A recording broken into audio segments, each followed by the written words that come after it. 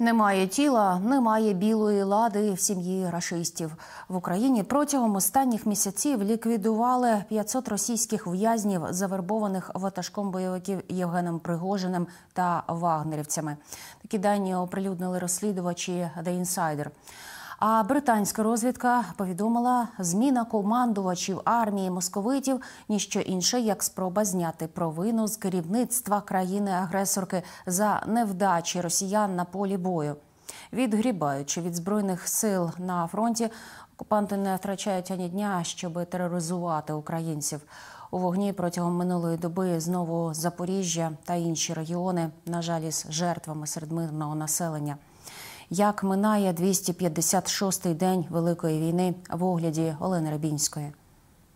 Зняти провину з керівництва країни-агресорки за провали окупантського війська на полі бою. До такої тактики вдаються в Росії, розповіли у британській розвідці. Наголошують, саме тому триває серія звільнень у вищому командуванні рашистської армії. Тут і тимчасова заміна керівника командувача військ Центрального військового округу РФ Лапіна на Лінькова. До цього командувачі Східного, Південного та Західного військових округів теж були замінені на посадах.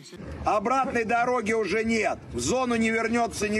Щонайменше 500 російських в'язнів, завербованих ватажком бойовиків, кухарем Путіна Євгеном Пригожиним та вагнерівцями, ліквідували в Україні. Сталося це протягом 2 місяців, підрахували розслідувачі видання The Insider. Журналісти проаналізували документи та повідомлення в соцмережах і встановили, що в період від 18 вересня до 1 жовтня один із ватажків ПВК «Вагнер» Андрій Трошев відправив сім'ям загиблих щонайменше 224 листи зі співчуттями. Участь у бойових діях в Україні російського тюремного м'яса підтверджує і голова Луганської обласної військової адміністрації. Збірна селянка, насправді, це свіжо мобілізовані, це вагнерівці, але ті, які зеки. І можу сказати, що тільки в районі Макіївці вони втратили майже батальйон за останній час, а це орієнтовно десь 500 вояк. Ті, що йдуть постійно в наступ, вони просто йдуть по трупам власних вояк, тому що їх навіть там не забирають. А не забирають... Тут це дуже просто. Вони їм просто не потрібні, тому що якщо забрати тіла, то за них же треба родинам виплачувати певну грошову компенсацію. Забралися з будівлі адміністрації, але лишили, як завжди, розмародерені кабінети та купи сміття. У мережі оприлюднили відео з приміщення Херсонської ОДА після так званої евакуації рашистів звідти.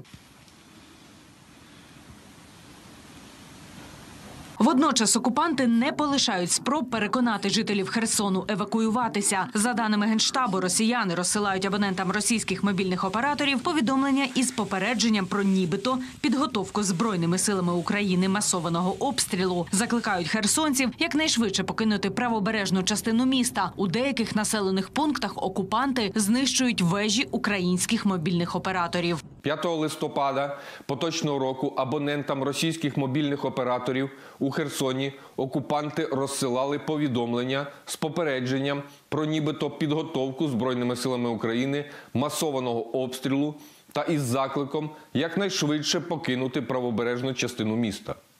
В той же час в деяких населених пунктах окупанти знищують вежі українських мобільних операторів.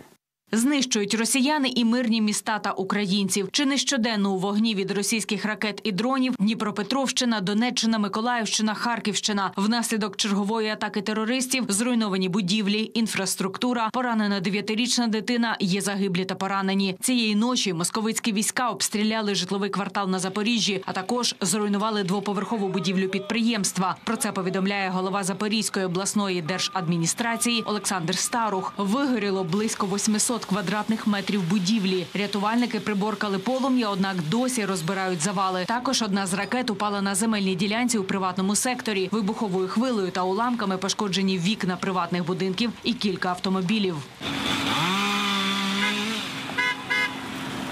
До чергових цинічних обстрілів критичної та енергетичної інфраструктури варто готуватися українцям і, зокрема, жителям столиці. На цьому наголосив міський голова Києва Віталій Кличко. Крім відключення електроенергії внаслідок імовірних обстрілів, у квартирах киян може зникнути ще й опалення та водопостачання. Тож у КМДА та ДТЕКу розглядають різні сценарії розвитку подій і наголошують, містянам також варто прораховувати усі ймовірні наслідки російських атак.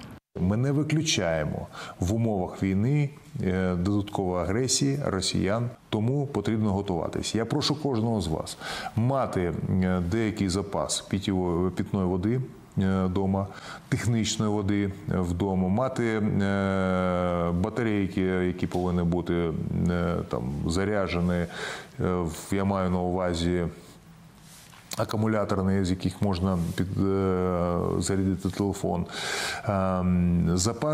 деякий запас їжі, теплі речі. Якщо це спрацює автоматика і буде джерело живлення, яке надасть можливість заживити місто Київ, то це питання годин, коли система розвернеться. Якщо ж не буде живлення, а його потрібно буде надавати через відновлення, скажімо, підстанцій чи ліній, і це не години, то це гірша ситуація. Тоді вже буде, особливо якщо температура буде за вікном мінус. Це питання опалення. І це саме в цьому випадку, коли, по-перше, не можна повернути світло, тобто не можна включити систему через брак джерела живлення, і на це потрібно багато годин, а на вулиці холодно, у цьому випадку можуть ставитися питання про евакуацію певної частини населення. А ось де не холодно, так це знову в Білгороді. Сезон бавовни не припиняється навіть у листопаді. Попередньо горять цистерни місцевої нафтобази, зазначають користувачі мереж. Імовірно, хтось знову палив цигарки у невстановленому місці.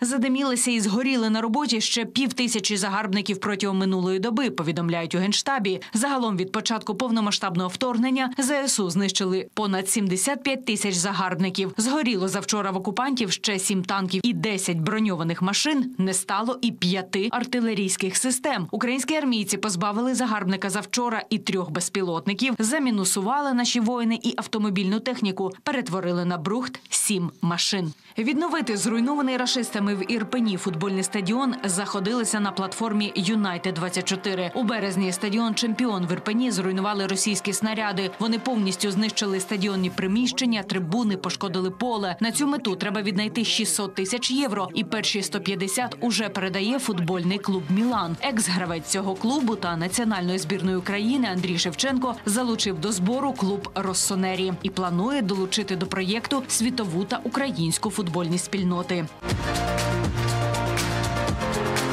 Олена Рибінська, 5 канал. Всі матеріали наших кореспондентів, актуальні новини і обговорення з експертами ви завжди можете знайти на Ютубі 5 каналу.